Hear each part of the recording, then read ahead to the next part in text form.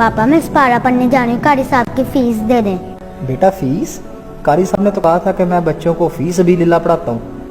पापा वो फीस अभी लिल्ला पढ़ाते हैं, पर हमें उनका ख्याल रखना चाहिए। हाँ बेटा, बात तो तुम्हारी ठीक है।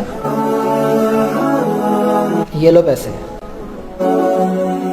पापा सिर्फ 500। पापा हमने उस दिन हमारी दाखिला फीस कितनी दी थी? बेटा यही कोई 20-25 हजार।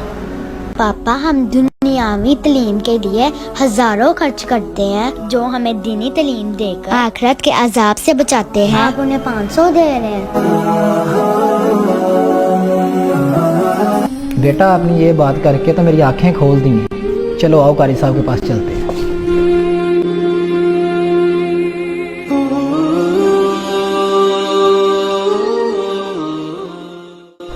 कार साहब ये ले मेरी बेटी की फीस।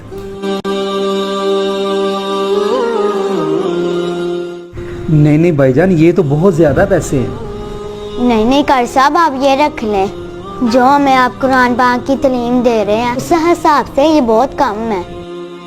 सबसे अफजल कौन है, सबसे अशरफ कौन है? तो मेरे हुजूर ने फरमाया खैरुकुम मन तअल्लमल कुरान व अल्लमहु। तुम में सबसे अफजल वो है जो कुरान सीखता है और औरों को सिखाता है।